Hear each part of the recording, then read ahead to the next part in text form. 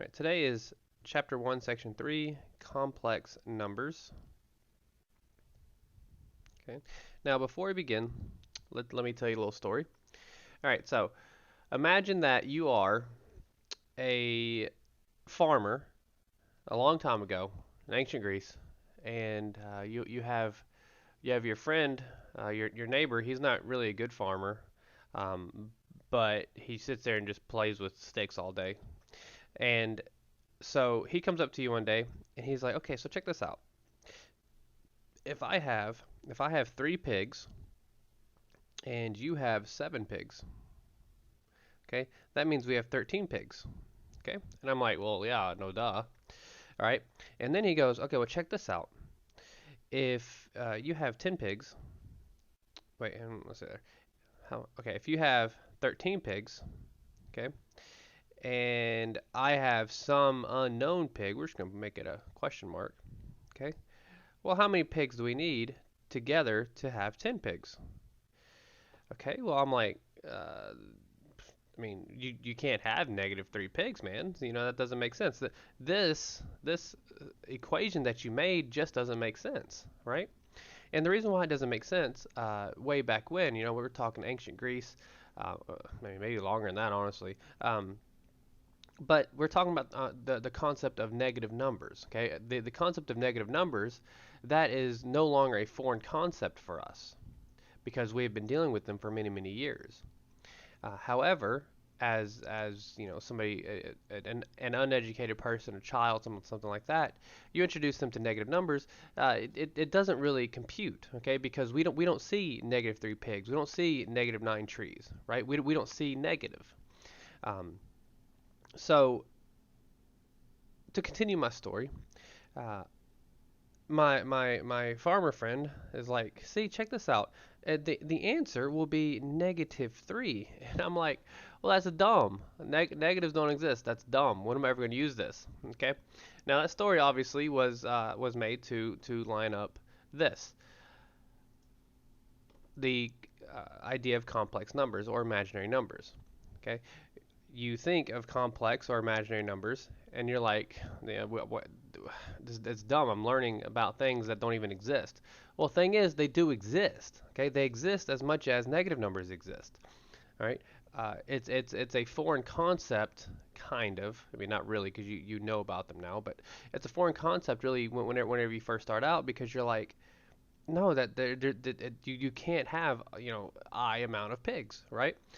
So keep your mind open whenever you do start looking and thinking and talking about complex numbers, because similar to how people were many centuries ago, when it comes to negative numbers, that's how we are when it comes to I, kind of. Okay, so and yes, they are used. I'm obviously not an electrician, but I hear they're used a lot in electricity and in electrical engineering and such. But there's that. All right, so complex numbers. That's my quick intro. Alright, so let's snip all this. Alright, so starting here. It is easy to verify that x equals -1, and this is that next x equals -1 is a solution to the equation x plus 1 is equal to 0. That makes sense, right? Because I plug in a -1 for x. -1 plus 1 is indeed equal to 0. Now consider the equation x squared plus 1 is equal to 0. Is x equals -1 a solution to the equation? If we check, we substitute, we do x equals -1, we square it, okay, well -1 squared is 1, and 1 plus 1 is 2, okay, so it is obviously not a solution. Okay. In fact, the equation x squared plus 1 has no real solutions. Okay. Now, real quick before we do proceed there, when I was taking this course, again, I was going for a psychology degree, behavioral science, and whenever I'd hear real numbers, I would just think, okay, they're real, whatever. I don't know. I didn't fully grasp the idea of let's see, well, we'll just put it here. I didn't fully grasp the idea of natural numbers. Okay, and natural numbers are the numbers that you see naturally. and we go to infinity. Okay, and then above that we would have our integers. Okay, and these are just symbols to denote. And of course, our integers are pretty much all the natural numbers, just the negative side of them, and including 1. Honestly, I probably should have started at negative infinity, just to be precise. So let's do that.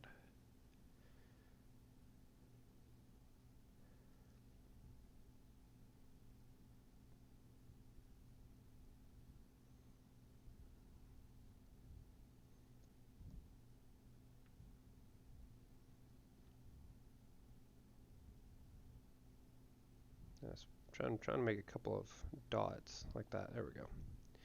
0, 1, 2, dot, dot, dot, and infinity. Okay. Whew. All right. So whenever you hear natural numbers, it's the numbers that you just see naturally, right? Whenever you hear the word integer, basically that's just any and every whole number from negative infinity to positive infinity. Okay. And then you have your rational numbers, which are denoted as a Q. Okay. And irrational numbers are basically just all the fractions. Okay.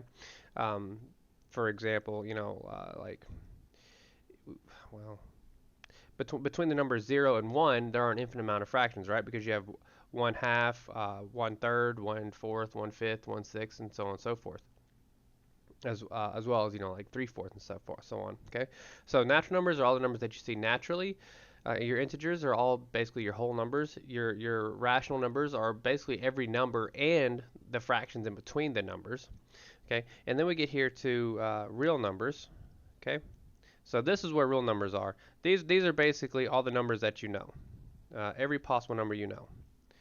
Okay, and then we get to the complex numbers. So real quick before I forget why I went off on this tangent, I was talking about there is no real solution. A real solution would be basically any possible number from these sets and down. Okay, real numbers. Okay, sorry. So whenever we talked about natural numbers, okay, again, it's every number you can see. Your integers are all the negative of the natural numbers and including the natural numbers. Okay, so basically as we go up, they encompass the sets below them. Okay, so for instance, all the rational numbers here also encompass all the integers and all the natural numbers. Okay, so basically my point is this: when you see and read real solution, we're talking about real numbers. That's basically any possible number you can think of in the entire universe. Okay, there's not a single number that you can think of that is a real number, I guess, that would fit as a solution to this problem. And that's why we need to have complex numbers. Okay, so let us move on before I just forget everything that I'm trying to say. Has no real solution because any real number squared added to 1 is greater than 0. Does this equation have a solution? If so, what is the solution? To answer this question, suppose that the number I is a solution to the equation x squared plus 1 is equal to 0. In other words, I squared is equal to 1 or 0. Or we know I squared is equal to negative 1. The number I, which is a solution to the equation, is also known as the imaginary unit. Okay, so the imaginary unit, I, is defined by I is equal to the square root of negative 1, or equivalently, I squared is equal to negative 1. And why is it equivalent? Well, if we looked at, let's look at this one right here, okay? Well, if we squared both sides, okay, well, if we squared I, we'd get I squared, which is what we have here. And if we squared this side over here, well, the square root of anything squared is just basically the number inside, the radicand. So that's why it says or equivalently.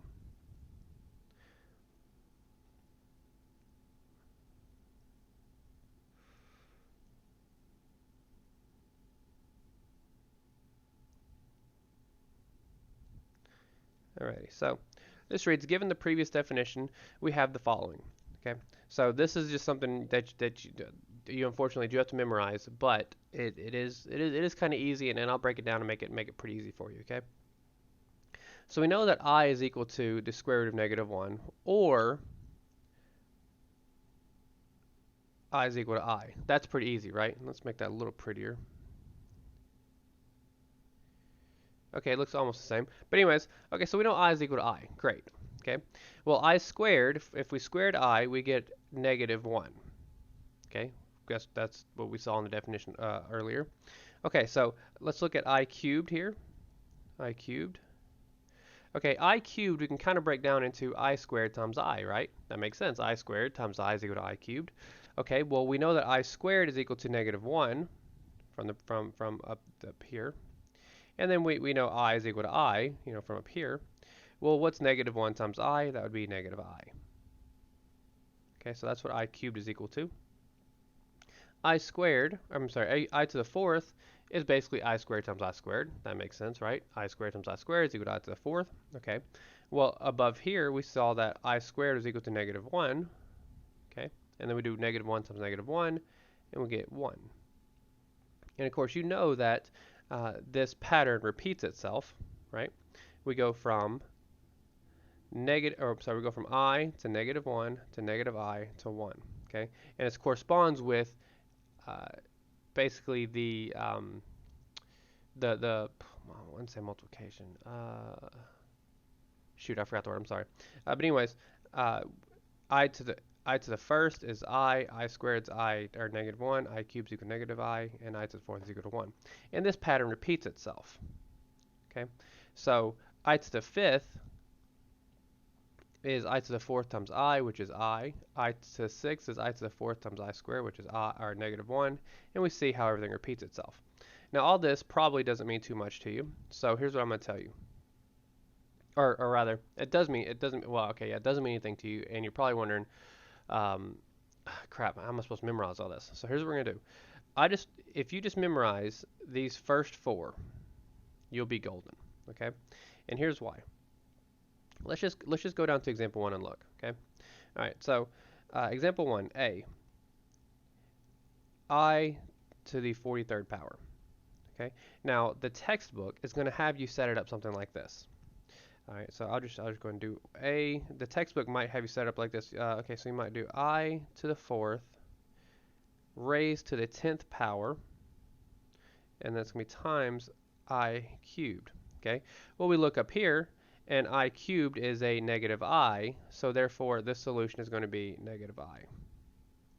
Okay, and there's nothing wrong with the way the textbook does that.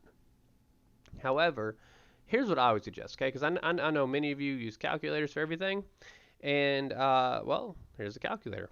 Okay, so instead, let's do this. A again, okay. Instead, let's look at the exponent. Okay, 43. Now, check this out. If you were to divide anything by 4, okay, you only have 3 possible decimals, right? 0.25, 0.5, and 0.75, right? So, if you have a decimal of 0.25, excuse me, then that would mean that I essentially have one piece left over. So for instance, if I did 9 divided by 4. Okay, if you put that into your calculator, that would be 2.25, which makes sense because 9 divided by 4, okay, well 4 going to 9 2 times, which would be an 8, and we would have 1 left over, okay? And then that 1 being divided by 4 is 0.25. Okay, well that 1 left over would tell me that it would be, that the solution here would be an I, because it's 1 left over. Okay, well this particular problem has 3 left over, right? So if I did 43 divided by 4, I would get 10.75, again, because 10 times 4 is 40, and then 4 is not going to go into 3, so we have 3 left over. So this tells me that my solution would be a negative I. Okay, so let's try this with B real quick. We'll do B and then another just absolutely ridiculous example, okay? We're going to just call the ridiculous example, we're going to call it D. And we're going to say I to the 7, 4, 6, 7, 4 power. Okay, again, something ridiculous. But anyways, let's go to B real quick. Okay, so B And I guess I didn't have to write that down there, so let's do this. There we go. B, well, how many times does 4 go into 100? Okay, well, 4 goes into 100. It goes into 40 10 times. It would mean 80 20 times. And then we have 20 left over. And so 4 would go into 25 times. So it actually goes into it evenly. Okay, and so therefore, if it goes into it evenly, right? So if you did 400 divided by 4 and you don't get any decimals, right? Then that tells me my solution is going to be 1.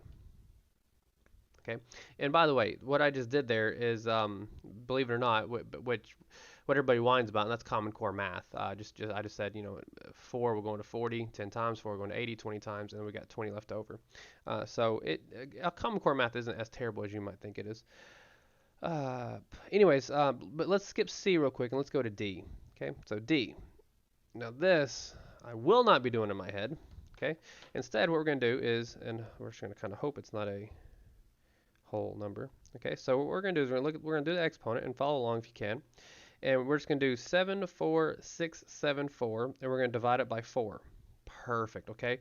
So we get the number 18,668.5. Okay, well that 0.5 means that there's going to be 2 i's left over. Okay, so what we do here is we would look at the 2 I to I squared. So therefore my solution here is just going to be -1.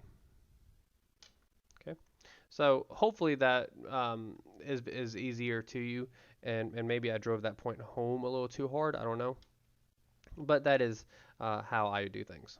Okay, now let's go back and do C. Okay, so C is I to the -21 power. So let's go ahead and rewrite this. Okay, so we're going to rewrite this as 1 over I to the 21 power, I to the 21st power. Okay, so writing small, as I said before, is a little weird. Okay, alrighty. So again, you know from your exponent rules that if you have a negative exponent, you flip the numerator and the denominator. Okay, and then we can just pretty much solve this like we would any other from here on out. Okay, so 4 goes into 25 times with 1 left over, so this tells me that we're going to have basically an I in the denominator. So it's going to be 1 over I. Okay, and that's example 1. By the way, I did kind of go a little long-winded on a lot of stuff because I know that there's not many slides today. I think we're only going to 13 slides. So normally I wouldn't be this long-winded about things. Actually, I take that back. I probably am. I don't ever actually watch my videos, so if I am, let me know.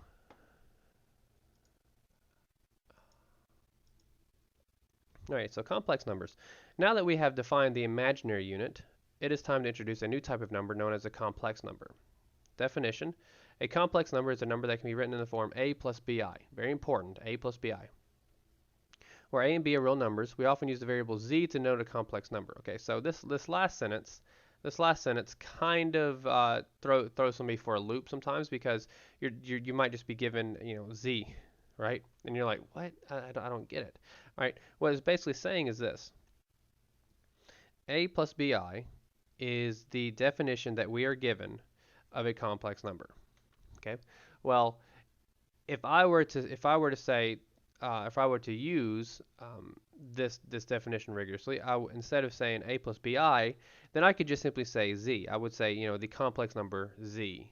Okay, which would basically mean the complex number in this form. So instead of writing a plus bi every single time, we can just write z as the variable pertaining to our complex number. Okay. And of course that is seen here. If z is equal to a plus bi as a complex number, then a is called the real part. Okay, it's the real part because there's no imaginary unit connected to it. And b is called the imaginary part. Okay, it's the imaginary part because it does have an I connected to it. For example, okay, down here, this is very important. Well, let's not start there. Let's start here. The number 5 is also a complex number. Okay, because 5 can be written as 5 plus 0i. Therefore, every real number is also a complex number, which leads me back to oh, it's right here. Okay, well that sucks. Well, I'm just gonna go ahead and delete this page, maybe. Well, maybe not. Okay, so I told you that basically as you go up this ladder, right? Um, the higher you get, it contains every set beneath it. So indeed, 5 is a complex number, right? Because it is 5 plus 0i, which is our complex form there. Okay, so we'll do that. Now we get to the fun stuff, the algebra of complex numbers. All right, so adding and subtracting complex numbers. Perform the indicated operations. All right, so whenever you add or subtract complex numbers, it's honestly one of the easiest things you're going to do in a math course. Okay, you just basically treat the complex number as if it were a variable, like x. That's all you really do. Okay, so let's look at this. Let's do a. So let's go ahead and drop the parentheses, or rewrite it with dropped parentheses rather. 7 minus 5i plus, okay, so it's a plus there, so that means that I can just simply rewrite what is inside the parentheses. All right. And that's it. Now we're just going to combine like terms. Whoa, why do I have so many i's? Oh, that's because I'm a little overboard on the I there. Okay. There we go. Alrighty, so we just basically add the real components. Okay, 7 and -2. So if I add the real components, that's going to be 7 plus a -2. So it's going to be a 5. And then I add the imaginary components. So -5 plus I. So that's going to be a -4i. Okay, so all I did was take the real components and the imaginary components, put them together. Okay, so let's do B. All right, again, we're going to rewrite this with parentheses dropped. 7 minus 5i. Okay, so now we have the negative sign there. So that means I have to distribute.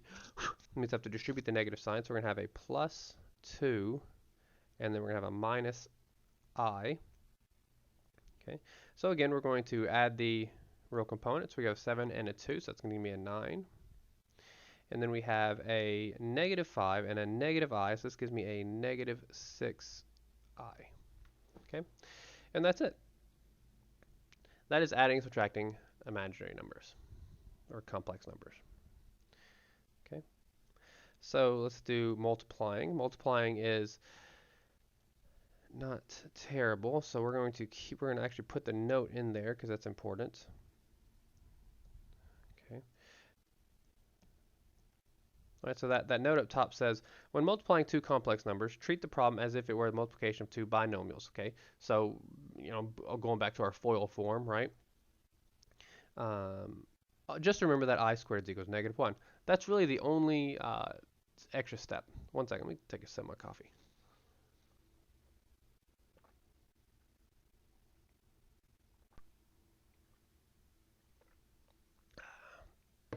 All right, so here we go. Oh,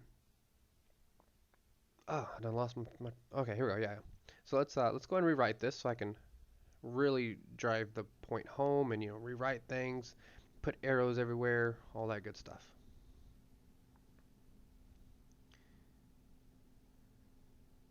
Alrighty. So again, we're going to do our FOIL here. So we would do the first. So 4 times 7. So 4 times 7 is 28. And then we do the outers here. 4 times 5i, so that's going to be 20i. We're going to do the inners. This is going to be -21i.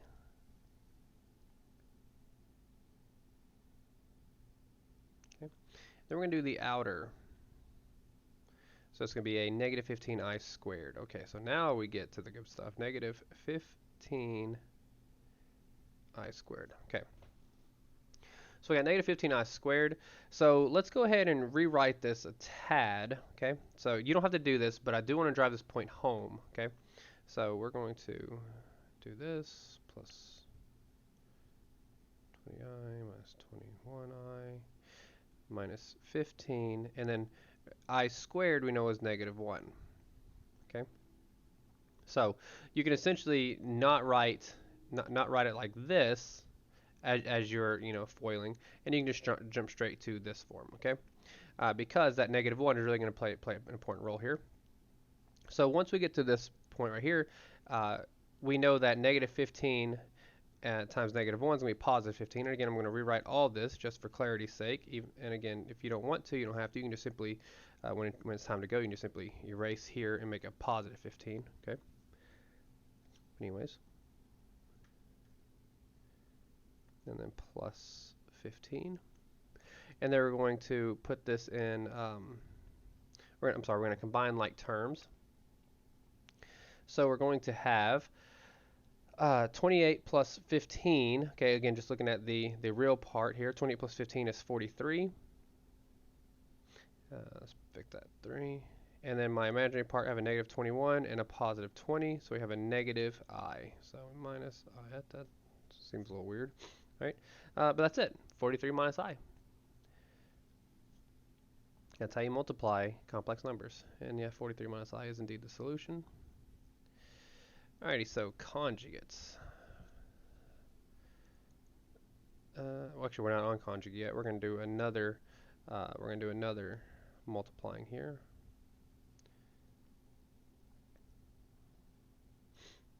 Okay. Alright, so in case you are curious, obviously COVID has messed up a lot of stuff, but if I were in the classroom, I would give you an opportunity to actually do these problems during the class time, and I would take up the entire class time doing that. But since we're online, I just do it. Whenever I do get back into the classroom, it's probably gonna take me a moment to remember what I used to do, because I've just got so used to doing this. Okay, so real quick. If you see the square there, okay, it is not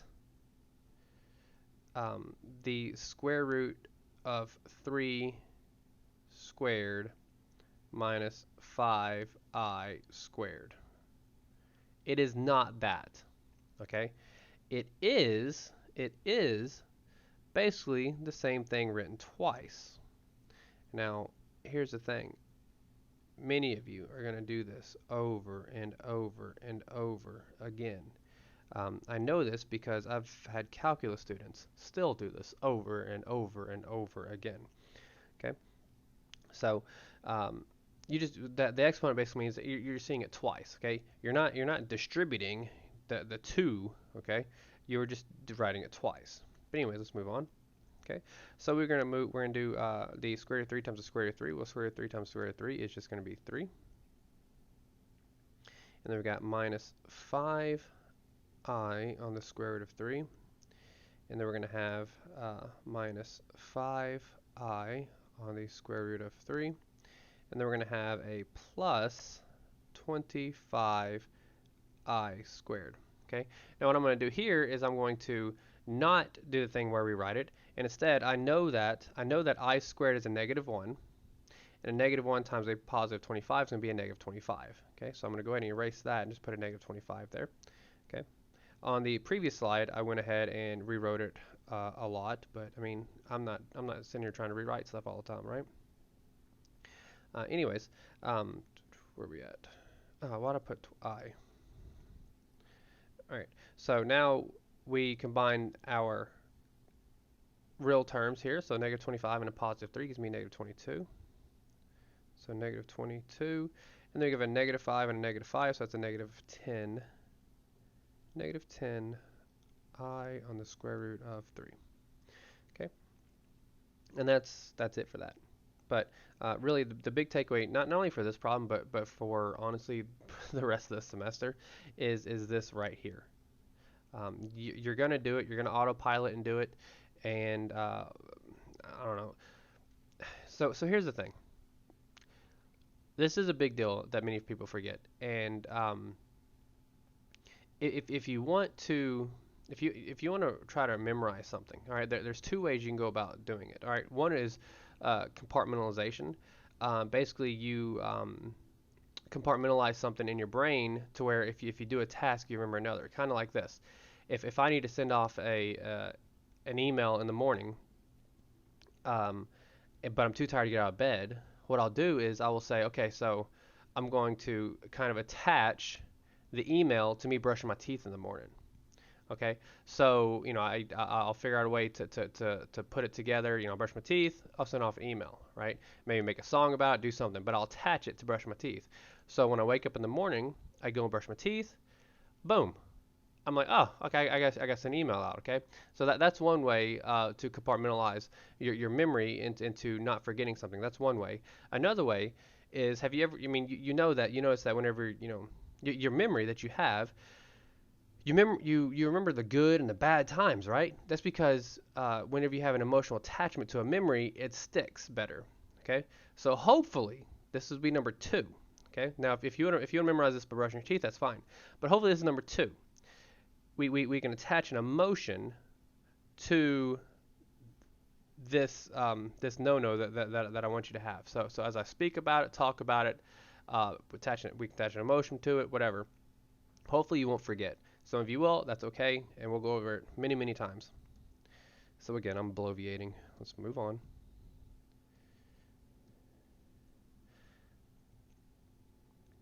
All right, so now we're going to talk about complex conjugates. Okay, so complex conjugates. The complex conjugate of a complex number is z is equal to a plus bi is noted as z bar, the bar over it. Okay, so again, how we talked about, or how we said complex numbers are z, we can essentially write complex conjugates as z bar. Okay, we know what a conjugate is. We've seen them before. It's basically the exact same number. It's just with a, so if we had, a plus b, the conjugate would be a minus b, right? Well, a complex conjugate is basically a conjugate. It's just now we have an I, right? That's it. That's what complex conjugates are. And let's actually put that front and center because we're not going to put anything else on this page. Instead, we're going to do us a nice little math problem here.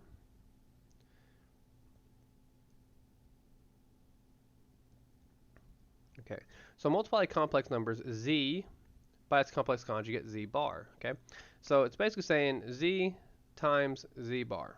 Okay, well, we're given z and we're given z bar, so let's go ahead and well, we'll just put equal sign there. Okay, so let's actually make that prettier. My intentions were actually to erase it, so but it turns out I like the idea of doing this.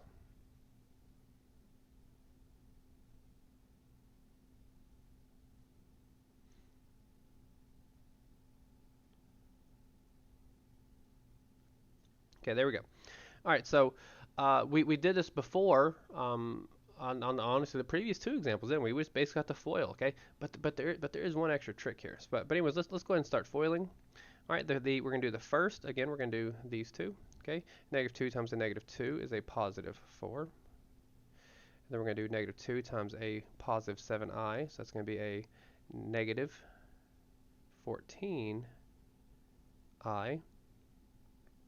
We're going to do this. It's going to be -7i times a -2, which is going to be a +14i. Sorry. And then lastly, we're going to do the -7i times a +7i. So it's going to end up being a -49i squared. Okay, but again, we know that I squared is a -1. Okay, so let's go ahead and write that before we make this transformation so you can just follow along. We know it's going to be a -1, and we know that -1 times a negative number is going to be a positive number, so that -49 is going to turn into a +49. Okay, and so now let's combine like terms. So we've got a 4 and a 49, so that's going to be a 53, and then we have a -14i and a +14i, and those are just going to cancel, right? So my solution is simply 53. Okay, so here's what you might be missing, because obviously I'm just writing things, let's look at this. What is 2 squared? All right, just look at, I mean, -2 squared is the same as 2 squared, but just look at that. 2 squared is 4. Okay, good. All right, well, what is 7 squared? Well, 7 squared is 49. Okay, well, what is 4 plus 49? That is 53. Okay, so what did we just do? We have stumbled upon a mathematical theorem. The product of a complex number and its conjugate is the real number a squared plus b squared, which is exactly what we did, isn't it? All right, it is a squared, uh, 2 squared, or negative 2 squared. Again, it doesn't matter. Same thing. 4 plus 49, and that's 53. Well, that's pretty cool, isn't it? We just stumbled on a mathematical theorem. So basically, if we have a complex number and we multiply it by its conjugate, all we have to do is square the first number and square the second number and add them together, right? And it's pretty fun and pretty easy. And we're going to use that here. Pretty sure. Let's see. 12. Oh yeah, that. Yeah. Okay. Just want to see how many we had left. We're almost done. Alrighty. So if we wanted to write the quotient in the form a plus bi. Okay, so that's very important, and let's go ahead and circle that with a square. Isn't that funny? All right, we're going to circle that with a square. All right, so we need to write this in the form of a plus bi. Alrighty, so in order to write this in the form of a plus bi. So similar to how we don't like radicals in the denominator, right? Remember rationalizing the denominator? We don't like imaginary numbers in the denominator. The reason why is because for computation purposes, it's just easier if they're not there. Okay, so we need to get them out. So what we're going to do is we're just going to rewrite this 1 minus 3i over 5 minus 2i. Okay, let's fix that I a little bit. All right, so how do we do that? All we have to do is multiply by the complex conjugate of the denominator. Okay, so it's going to be times. Okay, and let's just go ahead and put the complex conjugate of the denominator down first. Okay, so 5 plus 2i. Okay, well if it's on the denominator, it's got to be on the numerator too, right? 5 plus 2i. Okay, because what I'm doing here is I'm essentially multiplying this problem by 1, right? Anything over itself is 1, so I'm not really changing the value of it at all. But anyways, this is how we set it up. So what we're going to have to do here is just basically multiply. And, let's just go and take care of the denominator first, because we have a very nice fancy theorem to tell us that we can do this denominator in our head. Okay, we notice that they are indeed conjugates of one another. We have a 5 minus 2i and a 5 plus 2i. They are conjugates of one another. So all we have to do is square the first number, square 5. So 5 is the square of 5 is 25, and square the second number. The square of 2 is 4. Okay, and then add those together. 25 plus 4 is equal to 29. We'll do it in white. 29. Okay. All right. Now the numerator, we're gonna have to do the whole FOIL thing, right? But we're gonna kind of do this. I won't say in our head. It kind of looks like this, right? And, the whole world is gone. We're just looking at strictly the numerator there. Okay. So let's go ahead and FOIL the numerator. Well, if we do the 1 times 5, and I'll get up an arrow there so you can see 1 times 5 is 5. 1 times 2i, that is plus 2i. And then we got negative 3i times 5, which is a negative 15i. And then we've got a negative 3i times a positive 2i, which is a negative 6i squared. And again, we're going to go ahead and write that, but we're going to take care of it also. So we say negative 6i squared, negative 6i squared. Okay. Well, negative 6i squared basically turns into a negative 6 times a negative 1, so we have a positive 6 in our numerator. Okay. And you know what? Actually, I'm just going to go ahead and keep that there. So, because I'm going to go ahead and combine like terms there. But let's go ahead and denote it, or note that it is. So this term is actually going to be a plus 6. Okay, so we've got the 5, and then we have a 5 plus 6, that's going to be 11. And then this turns into a negative 13i, and it's all over 29, okay?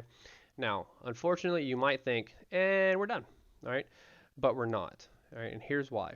It's very, very, very important you write this in the form of a plus bi, as mentioned, okay? This solution is not in the form of a plus bi. Okay, so how do we get it in the form of a plus bi? Well, Very easy. So we know that we have a numerator over a common denominator, right? See, we have 11 over 29, and we have a negative 13i over 29. That's it. We just have to split it up. So we're going to say, okay, so we're going to say 11, a little fly over 29, minus 13 over 29i. And that's it. Right? So that is how we do the quotient of complex numbers. And again, this part was pretty easy, wasn't it? We said 5 squared, 4 squared, 29. Okay.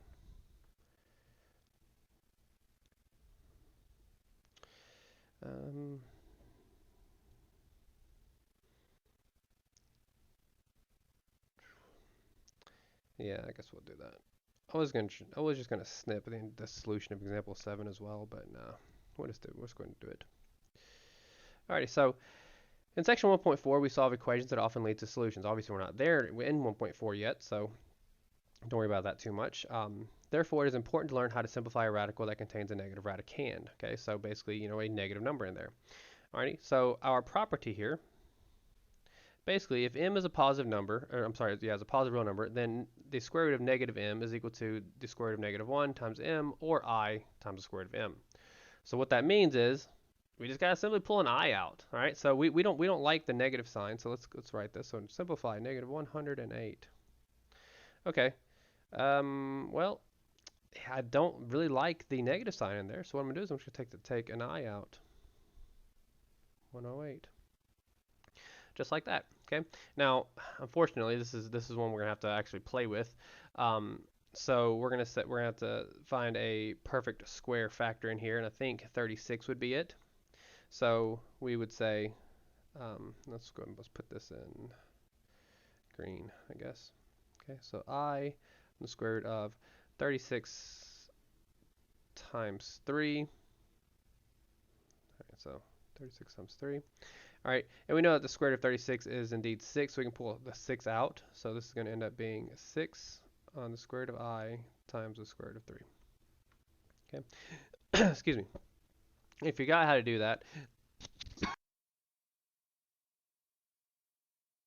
oh, sorry about that. What's the saying? Oh yeah, forgot how to do that. You can see it in your review sections, or you can always just email me, right?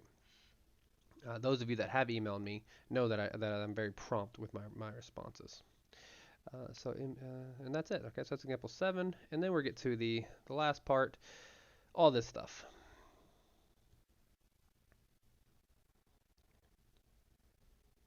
Okay, so let's just start with A and go on. So A, we've got the square root of negative 8 plus the square root of negative 18. So let's go ahead and rewrite this. We're going to rewrite this as I on the square root of 8 plus I on the square root of 18. Okay, well, I know 8 has a perfect square factor, so that would be 4 times 2. And by the way, what I like to do is I like to underline basically what I'm going to be pulling out. So I'm going to go ahead and underline the 4 because I'm going to be pulling that out because I know the square root of 4 is 2, so it's going to come out in front. Okay. What else? Oh yeah, and then plus I on the square root of 18. Well, I know 18 has a perfect square factor of 9, so 9 times 2 is 18, and I'm going to be pulling that 9 out. Okay. So finishing this up, I know that I pull at the 2, the square root of 4 is 2, so a 2i on the square root of 2 plus 3i on the square root of 2, and therefore I know that this turns into, I can simply add these two together because we have the same radical and we have the same imaginary number there, so we're going to have 5i on the square root of 2. Okay, so this is probably going to be a 2-pager, but okay, so anyways, B, we've got the square root of negative 8 times the square root of negative 18. Okay, so what we're going to have to do is we're going to have to take the negative, we're going to take the I out. Okay, so I on the square root of 8 times I on the square root of 18. All right, that's equal to, alrighty, so I know the I squareds are going to, or the I times I is going to turn to I squared, so I squared, okay. All right, so 8 times 18, okay, so 8 times 10 is 80, 8 times 20 would be 160, so I dropped that down by 16, so it's going to be 144. So I squared on the square root of 144. Okay, well, hey, we know what square root of 144 is, don't we? That's going to be I squared. Okay, by the way, I squared is, we know I squared is -1. So this is going to be negative 12, right? Because I squared is -1. The square root of 144 is 12. Therefore, my solution is -12. Okay, and let's actually snip again because we're going to do C and D. Ran out of space.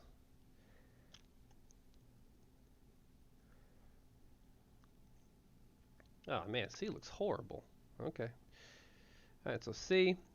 Let's just go ahead and write this -6 plus the square root of. Okay, so hopefully this looks familiar to you. Ooh, looks familiar to you. Okay, so -6 squared, that's going to be 36.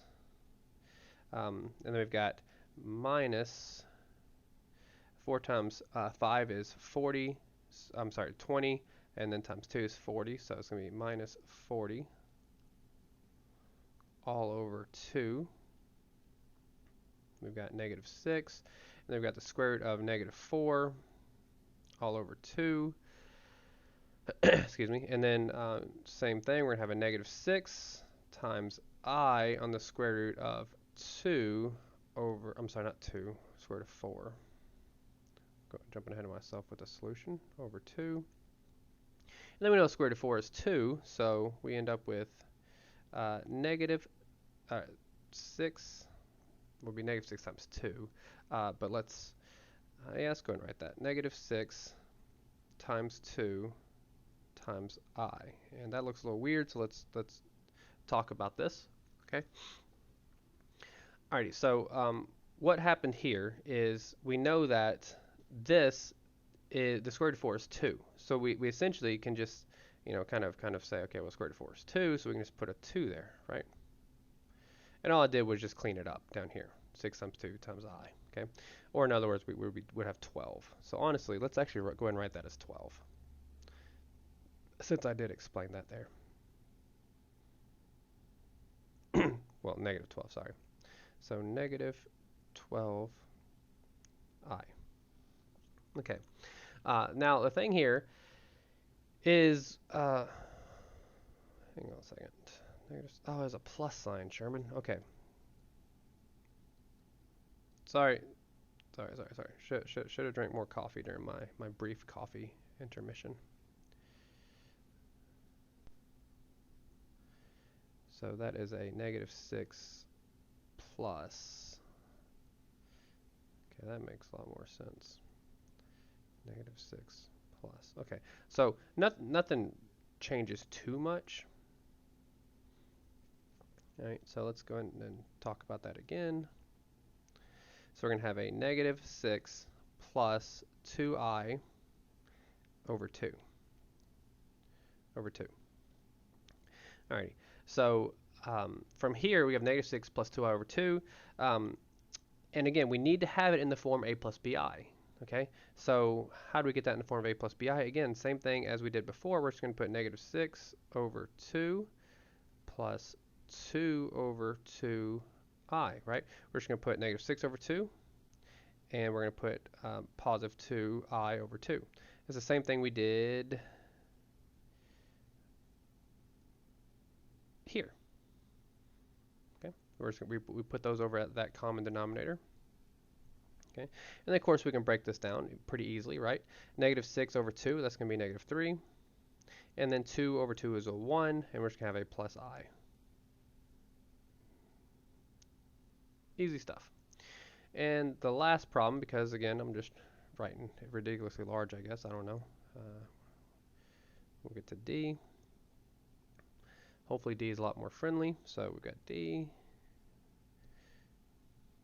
Okay, 4. Ooh, that plus or minus is nice. 4 plus or minus. And we're going to have the square root of -12. So let's go ahead and rewrite that as I on the square root of 12. It's going to be over 4. Okay. Now all the plus or minus means is, well, I mean, well, actually, to be honest, it means what it says, right? It's just so you don't have to write it two times. You don't have to write a 4 plus I on square root of 12 and then a 4 minus I on square root of 12. Plus or minus is just nice, easy shorthand. Honestly, whoever came up with that deserves the Nobel Prize. Actually, in mathematics isn't part of the Nobel Prize. In mathematics, the top honor is called the Fields Medal because apparently the Mr. Nobel hated mathematicians or something. I don't know. Um, oh gosh, what was I at? Oh yeah, we got this, and then um, let's go ahead and fix up what is inside the radical. We know that there is a perfect square factor in there. We know that it's going to be 4, right? So we've got this, and we've got 4 times 3. And again, I'm going to go ahead and underline it to tell us that we're going to be taking it out. 4 plus or minus. The square root of 4 is 2, so we're going to have 2i on the square root of 3 all over 4. And at this point, it's exactly what we've done before. Okay, so we're going to say 4 over 4. That's pretty easy. And we're going to say plus or minus 2 on the square root of 3 over 4. Okay, again, all I did was split this up 4 over 4 like this, and then this part over here, and then of course that sign, previously you just had a plus or a minus, now I have a plus or minus, and that's where that goes in. And then we can clean this up. We're going to have a 1 plus or minus. It looks like, oh, where's my I at? Forgot my I there. I. Plus or minus looks like the square root of 3 over 2i. Okay, that looks a little ridiculous, but that is the way it is. And that's it. That concludes today's lecture.